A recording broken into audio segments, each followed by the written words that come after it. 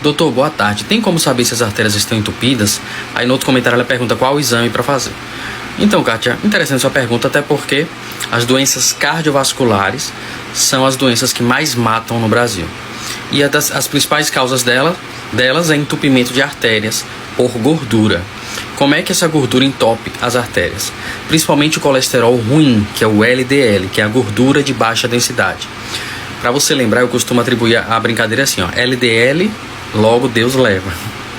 HDL, hoje Deus livra. Então HDL é o colesterol bom, é a gordura de alta densidade. E o LDL é o colesterol ruim. Então o HDL tem que estar mais perto de 70, quanto maior, melhor.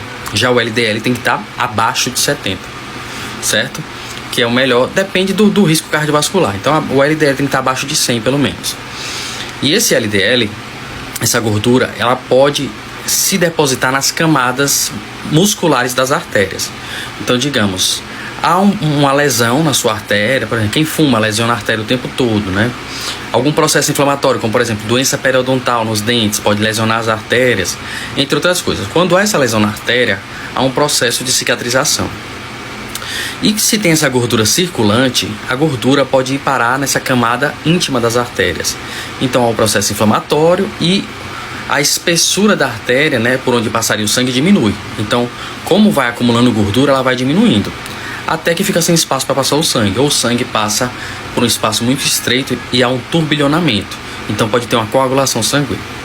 E os exames para a gente ver isso vão desde os mais básicos, né, que você pode solicitar o colesterol total e frações. Então, uma pessoa que teve colesterol alto ao longo de toda uma vida e tem fatores de risco para lesões nas artérias, aí você já fica suspeito. O paciente que tem entupimento de artérias coronarianas, ele pode manifestar uma clínica, que é, por exemplo, dor do tipo angina, que é uma dor aos esforços, né? Quando o paciente tem esforço, ele sente dor. Pode ter também, falta de ar, certo? Essa pode ser uma das clínicas. Então, as artérias coronarianas, quando elas são obstruídas, é o que gera um infarto. Porque quando ela é obstruída, o músculo cardíaco não é mais irrigado. Então, apesar do músculo cardíaco mandar sangue para todo o corpo, ele precisa ser irrigado pelo sangue para ele produzir energia. E quando ela é entupida, a artéria coronariana, parte do coração morre, então ele não bombeia mais. Isso é um infarto. E os exames, normalmente, para você ver se a artéria coronariana possa estar entupida, é uma angiotomografia das artérias coronarianas. Pode ser uma dessas, certo? Um outro exame é a cintilografia do miocárdio, que também você consegue ver como é que está a perfusão no miocárdio. Um outro exame é o chamado score de cálcio, que você pode ver o nível de artérias calcificadas, porque além da obstrução, elas podem também calcificar, ficar com material rígido, certo? E os exames laboratoriais de acompanhamento podem ser o PCR, que é a proteína C reativa, que você pode ver o risco cardiovascular, certo? E tem outros exames para você ver se o paciente está infartando, se o paciente possa ter uma insuficiência cardíaca congestiva, monitorar a pressão arterial, ausculta cardíaca, teste ergométrico, que é o teste da esteira. Então tem muita coisa. O ideal é sempre manter o colesterol ruim baixo, fazer exercício físico, não fumar, certo? Cuidar da saúde bucal. Tudo isso é muito bom para você manter uma saúde do coração, né, das artérias adequadas. Porque além das artérias do coração, o que é que pode acontecer também? Impotência sexual, porque obstrui a artéria peniana.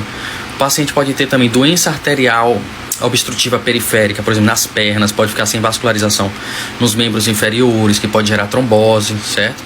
O paciente pode ter também AVC isquêmico, que é quando as artérias carótidas, que tem dos dois lados aqui, elas ficam obstruídas e esse coágulo, né, essa gordura se desprende e vai parar numa artéria cerebral, principalmente a artéria cerebral média. Obstrui e gera o AVC, parecido com o que acontece no coração.